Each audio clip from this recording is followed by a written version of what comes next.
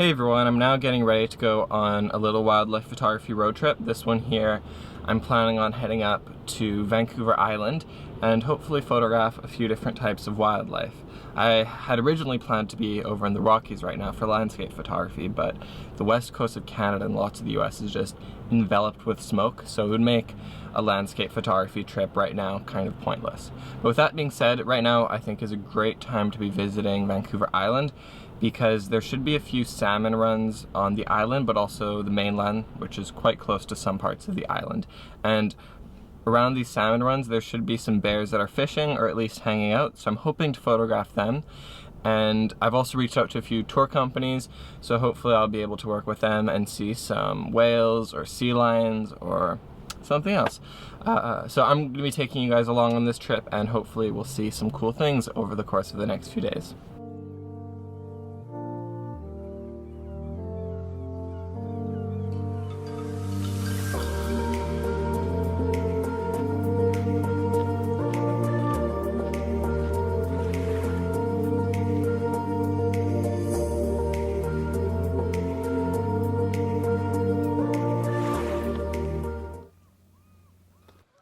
The sunrise got really nice, and I put down my book and started shooting some eagles that were out here on the beach, but there was a dog that kept on scaring them away, so they're kind of gone now, but I think I got a few pictures that I'm happy with.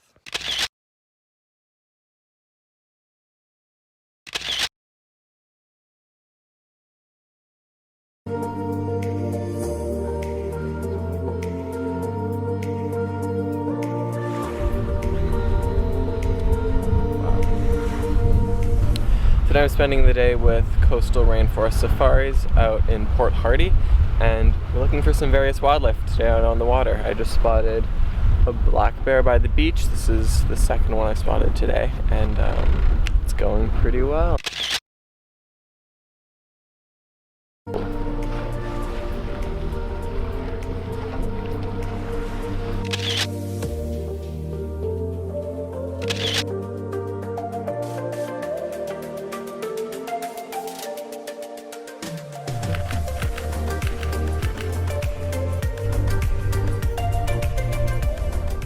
So right here we're just seeing a couple of minke whales. It's not very common to see two at the same time. When you see them, they often just disappear. But we've been very lucky that two of them have been circling here for, what, about the last 15-20 minutes feeding.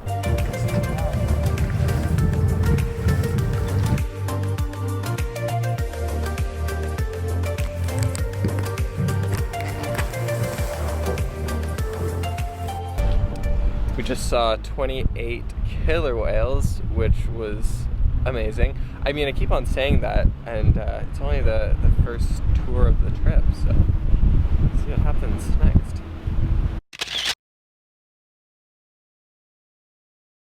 They're what's called matrolines. They all live with their mums their entire lives. So the boys, they're really mama's boys. They live with their mum, and when they breed, they're looking for other clans. When I said they all kind of speak the same dialect, they don't mate within their own dialect. They look for other orcas in the northern residents that sound a little bit different dialect, so there's none of that inbreeding that goes on within the families. But the boy more or less goes off, have his fun, and right back to mom.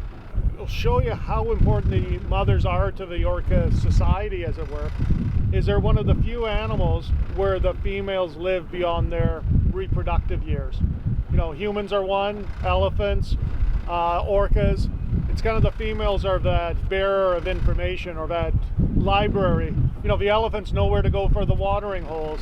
The orcas know what salmon run in what rivers at what time of year. So very important to the society. They're the keepers of the knowledge.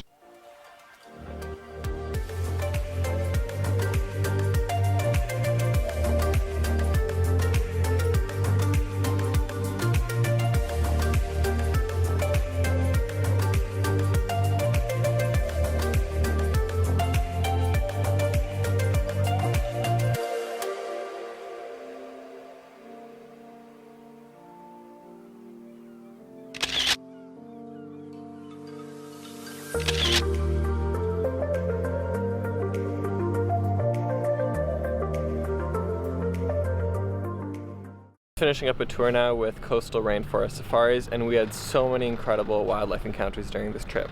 We had 2 minke whales, 4 humpback whales, around 28 killer whales, some sea otters, some sea lions, and probably some other wildlife as well that I am forgetting. Having a great time with coastal rainforest safaris yesterday.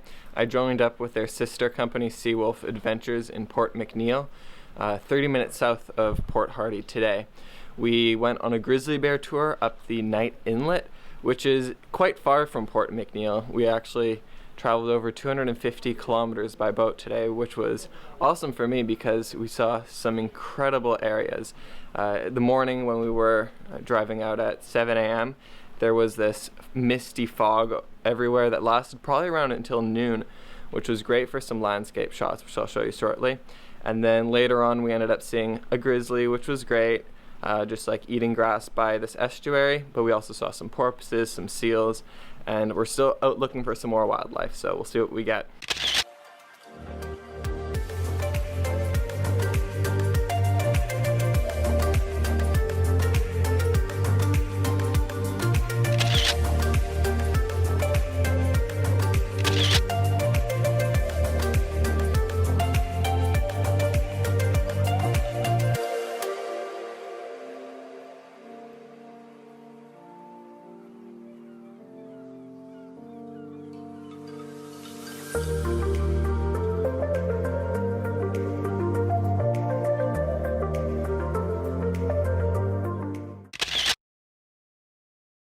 While exploring this insanely picturesque area, I just came across 2 black bears, and I was able to get really nice pictures of them. Mostly my many hours here were spent staring at rocks and lots of rain. The rain is never stopping, ever, but I was able to get good shots of bears, so yay. It's how wildlife photography goes, you know? Put in the pain, and then you get bear pictures that you're happy with.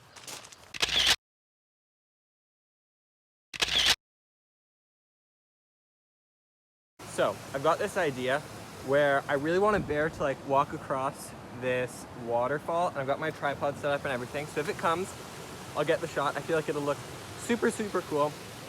But the one thing I'm missing is a bear, so hopefully a bear shows up and I can get that shot. Well, it would also have to like walk right in that spot, which is really unlikely, but you know, I'm gonna come back here and maybe it will show up. So since I've been taking pictures for quite a while now and I'm exhausted all my angles, right there, it literally showed up right where I wanted it to. It must be about half an hour or so now, and the bear is still just sitting on one of those rocks. I've been walking across the river to get different angles, but it's been just insane. Like, that was an even better spot than I could have imagined. Just sitting right next to that little stream and just like getting up and down every few seconds and letting me take pictures of him.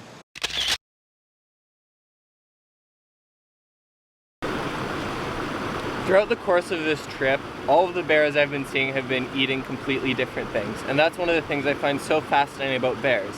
They're extremely adaptable. The ones that I'm watching right now are going around looking for salmon in this river, whereas others have been flipping rocks looking for crabs. The grizzly bear yesterday was eating grass by the estuary, and I've heard from the locals that a big problem with them is that they're eating trash all the time as well. They're super smart animals, and it's so cool being able to watch them because you can really see that personality and that curiousness in them all the time.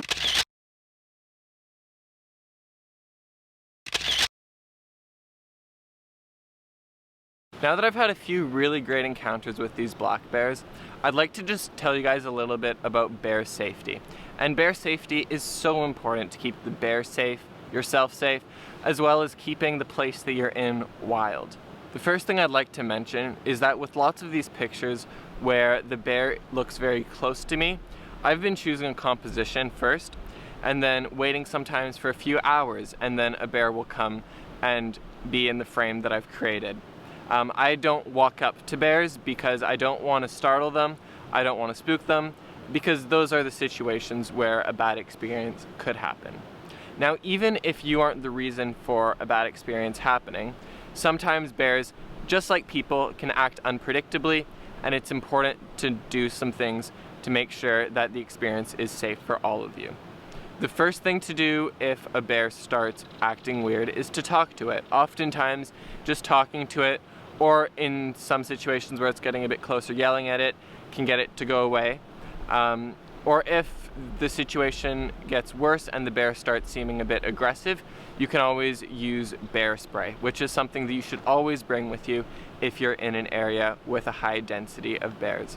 Luckily, I've never had to use it or yell at a bear. Most of the time, they don't care about you at all. But it's important to take safety into consideration when you're in an area with bears, especially if you're taking photos of them.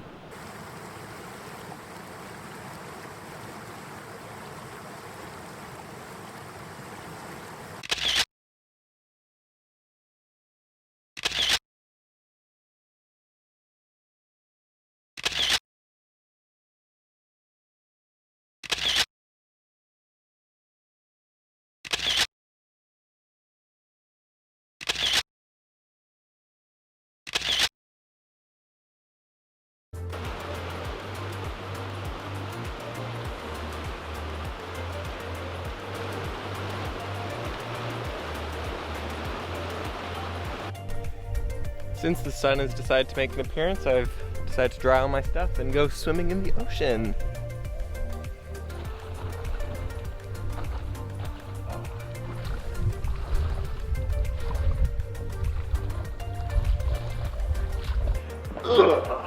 That's it for today's video, folks. I hope that you enjoyed it. It was a hectic trip, one that I planned 1 or 2 days before I left Vancouver, went all the way up to the Great Bear Rainforest and back in about 4 or 5 days. So a really fast trip, stopping with coastal rainforest safaris and seawolf adventures along the way, where I saw whales and bears and a bunch of other stuff, as well as doing a few of my own little adventures. I'd be curious to know, which picture did you guys like the most from this trip? I've got a few of my favorites, but I'm curious to see if they match up with yours. If you'd like to see more videos like this, make sure to smash that like button. Oh my gosh, I feel like that's kind of cringy. Anyways, comment and subscribe and follow me, and I will make more videos like this in the future. See you in the next one.